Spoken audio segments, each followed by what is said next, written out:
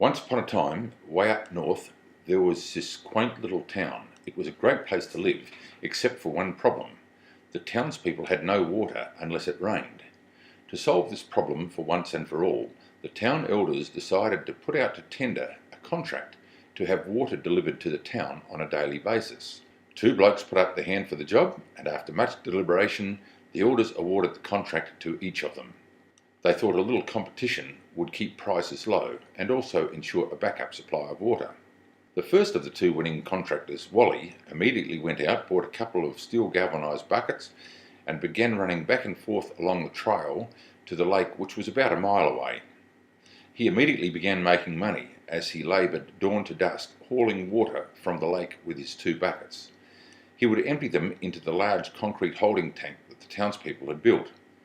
Each morning he had to get up before the rest of the village awoke to make sure there was enough water for the villagers when they wanted it.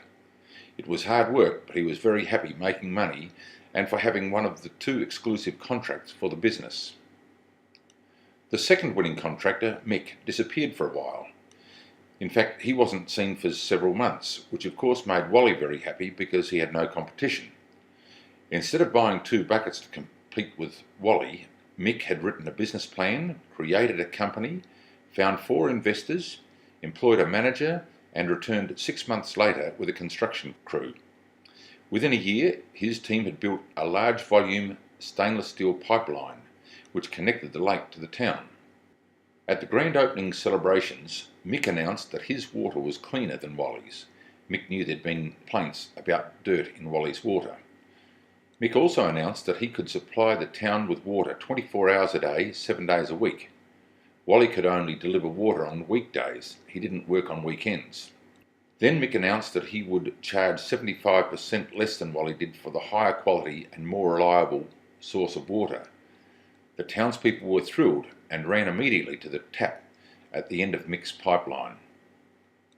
Well, in order to compete, Wally immediately lowered his prices by 75%, bought 2 more buckets, added covers to his buckets and began hauling 4 buckets each trip. In order to provide better service, he hired his 2 sons, Slim and Jake, to give him a hand for the night shift and on weekends. When Slim and Jake went off to college, Wally said to them, "Hurry back, boys, because one day this business will belong to you."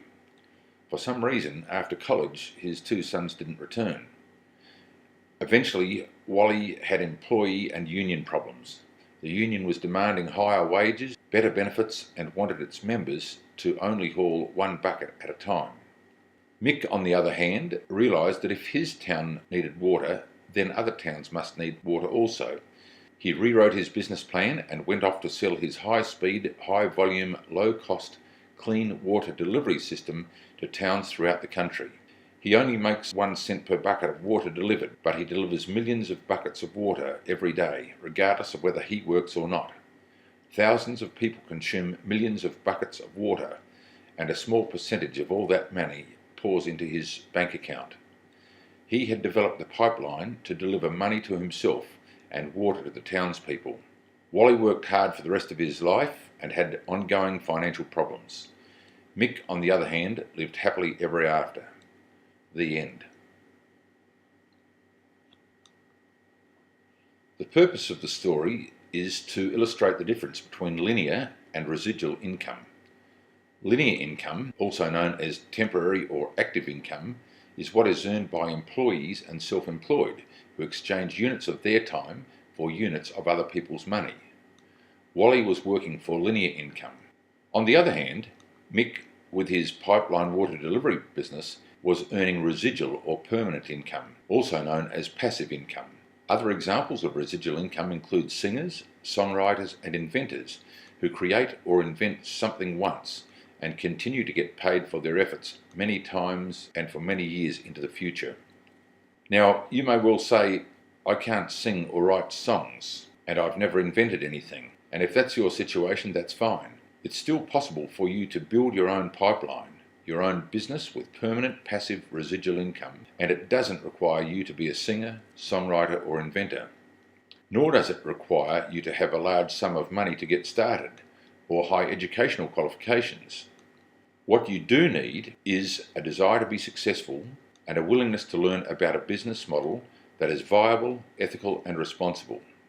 If you'd like to know more, ask the person who invited you to view this presentation.